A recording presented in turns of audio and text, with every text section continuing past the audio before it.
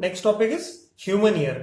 Human ear के बिना हम तो सुन ही नहीं पाते थे, राइट? सो वेरी इंपॉर्टेंट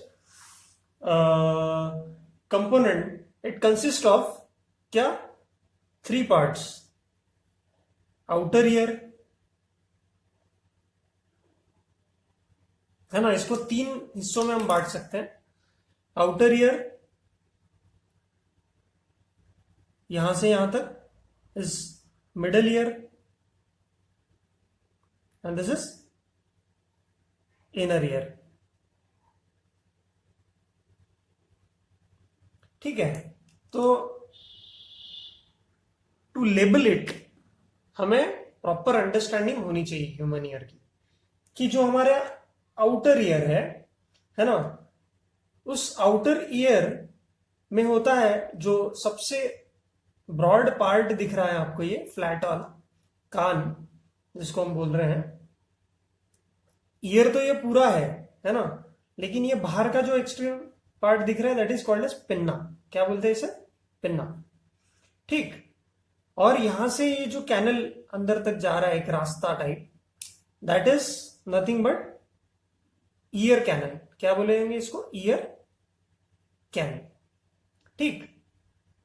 ये एक ऐसा लॉन्ग पैसेज है ना, और वहां पर उसके एंड में एक थिन इलास्टिक मेम्ब्रेन है। पहला पर्दा बोलते हैं हम लोग, कान का पर्दा जिसको बोलते हैं ना, एक ऐसा एक थिन इलास्टिक मीडियम है यहां पर, है ना, जिसको हम लोग बोलते हैं ईयर ड्रम। क्या बोलेंगे इसको? ईयर ड्रम, कान का पहला पर्दा।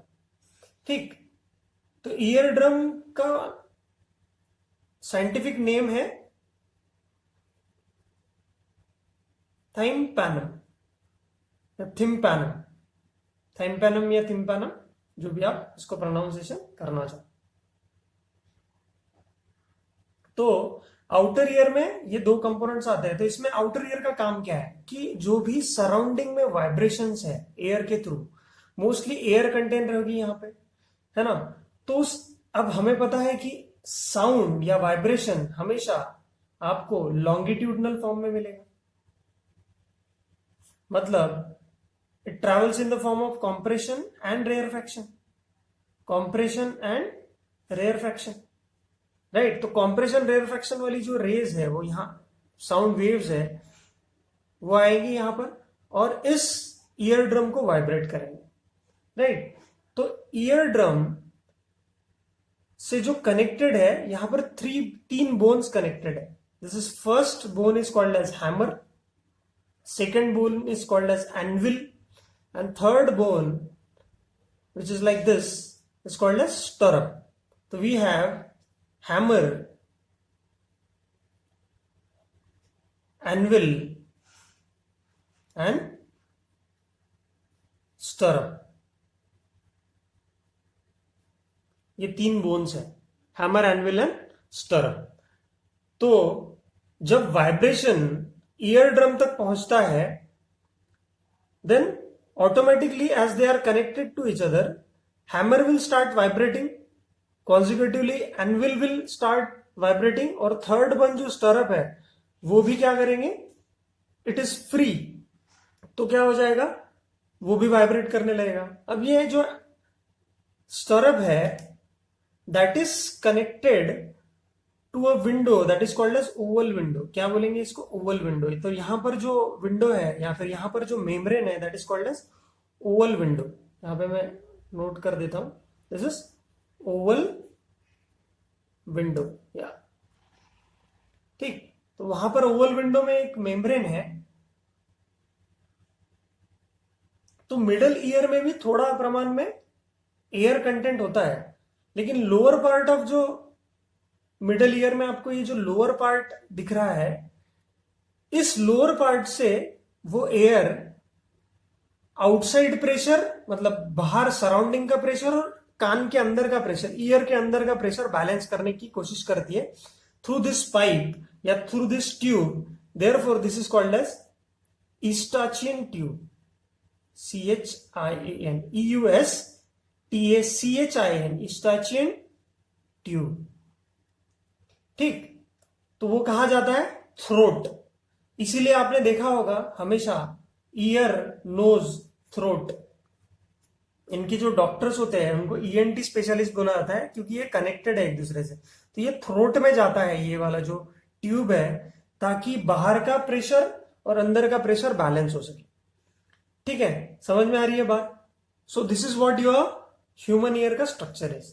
तो ये आउटसाइड से ऐसे दिखता है। अगर हम लोग लास्ट पोर्शन इनर ईयर के बारे में देखने जाए, तो वहां पे एक थोड़ा सा कॉइल्ड ट्यूब मिलता है। यहां पर कॉइल्ड ट्यूब मिलता है।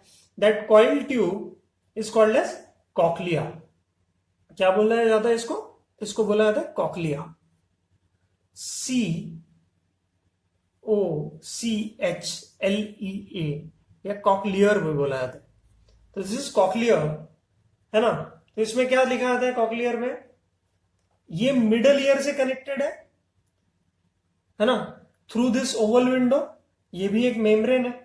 ठीक है, कॉक्लिया में क्या होता है, यहां पर लिक्विड भरा होता है। इनर ईयर में जो होता है लिक्विड भरा होता है, और वो लिक्विड बहुत सेंसिटिव होता है, क्योंकि इसके अंदर होते हैं नर्व सेल्स। जो लिक्विड भरा हुआ है इसके अंदर, उसके अंदर होता है, क्या होता है, नर्व सेल्स।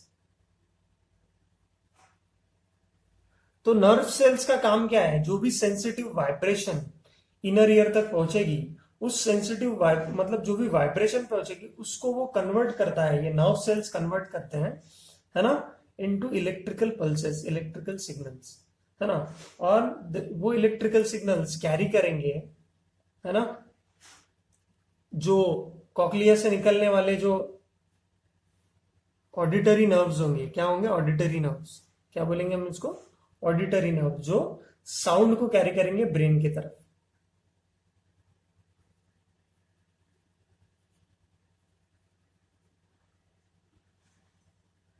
तो बहुत ही सिंपल टॉपिक है। देखो, अब तो बहुत कचरा हो गया इसमें, लेकिन हम इसको समझने की कोशिश करेंगे।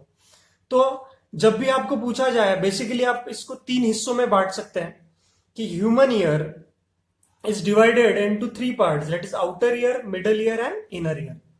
Outer ear consists of external part, that is pinna, a long 2 to 3 centimeter long tube, that is ear canal, and at the end of it we have an eardrum. ठीक. Middle ear consists of what? 3 delicate bones named as hammer, anvil and stirrup. ठीक है, hammer, anvil, stirrup, which they are connected to oval window, which is nothing but a membrane, which is a part of inner year.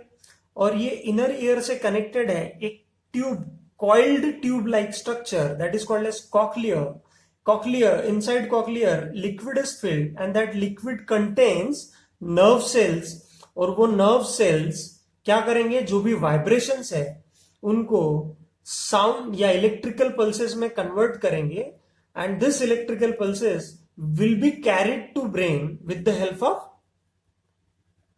Auditory nerves. Auditory nerves किसको भेजेंगे? Brain को मिलेंगे, and brain will interpret